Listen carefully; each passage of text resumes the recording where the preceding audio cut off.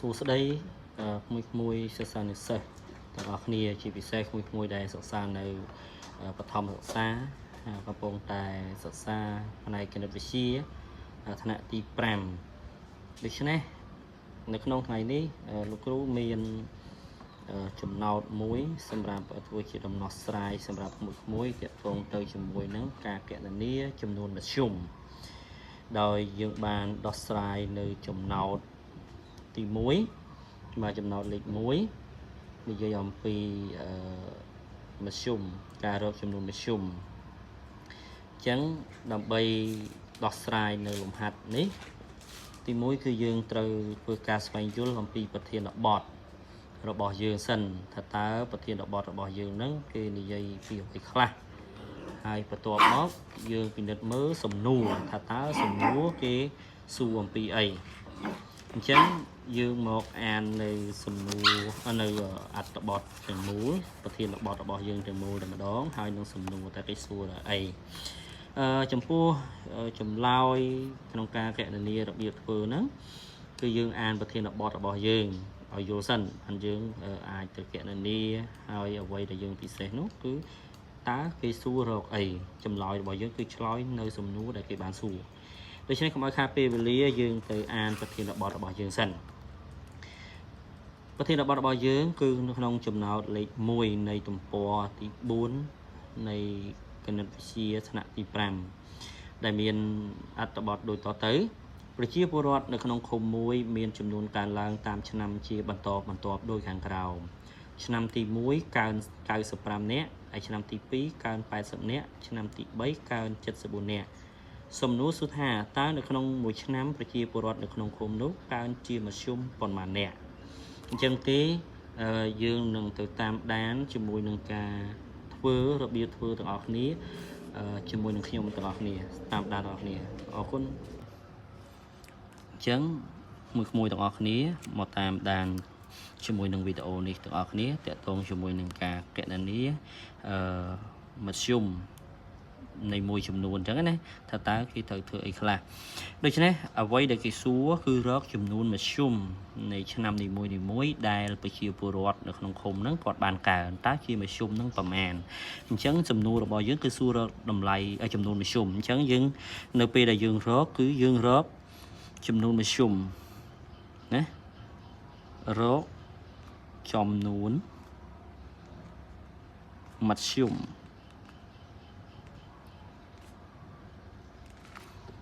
នៃឆ្នាំនីមួយៗ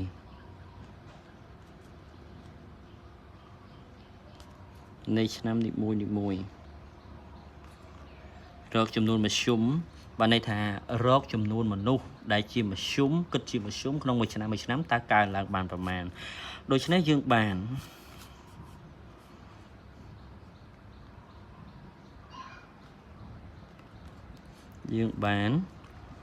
ឆ្នាំទី1គឺយើង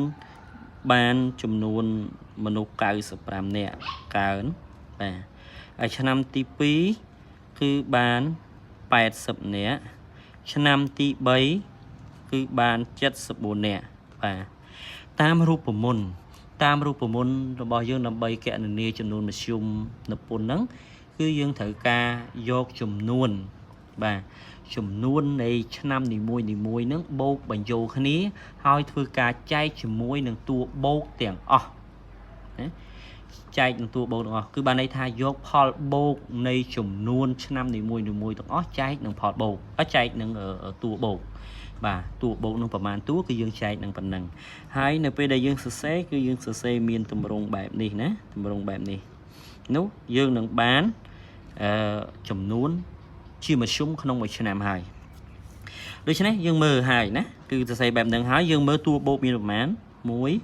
3ដូច្នេះយើងចែកនឹង3អត់ទេបន្ទាប់មកទៀតក្រោយពីយើងធ្វើអញ្ចឹងយើងអត់ទាន់បានចម្លើយនៅក្នុងនេះទេហ្នឹងហើយអញ្ចឹងយើងអត់ទាន់បានចម្លើយថានៅក្នុងមួយឆ្នាំបានប្រមាណទេអញ្ចឹងយើងចាប់ផ្ដើមមកក្នុងប្រមាណវិធីវិញហើយយើងធ្វើការបូកហើយនឹងចែកទៅតាមវិធីដូចខាងក្រោមតែម្ដងតោះកុំឲ្យខាតពេលវេលាយូរយើងបូកយកតែម្ដងទី1ណាចំនួនឆ្នាំទី1 năm tí muối cứ bán cao lớn cao sập pram nè năm tí pi tí muối tí pi 80 nè năm tí 7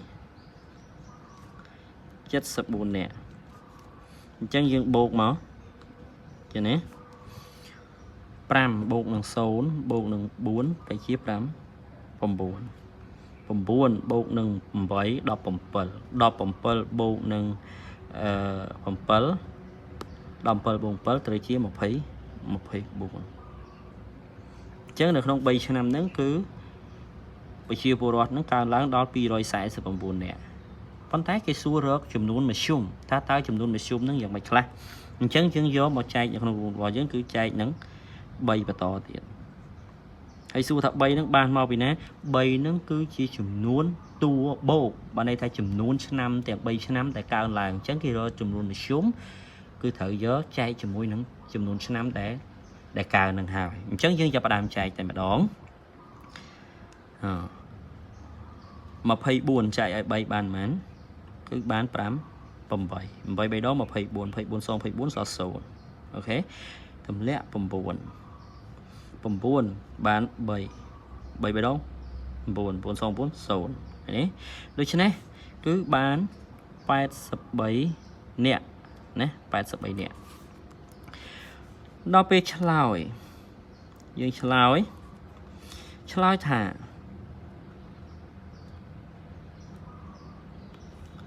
đôi chân này chấm nôn mà xùm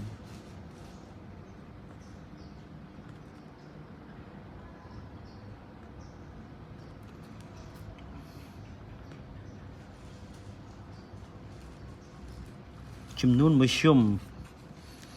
này phải chia bổ rót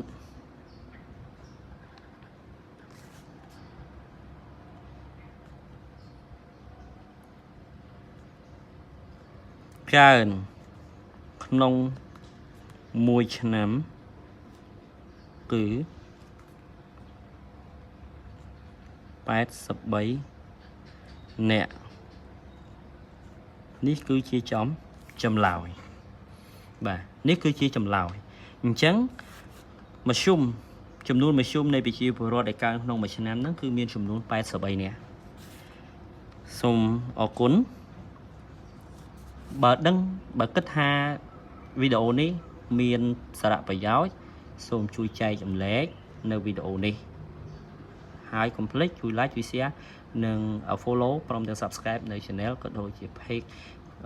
mùi nịp hồng nằm bay từ tụ ban lùm hạt mấy mấy và to tiền ở con tràn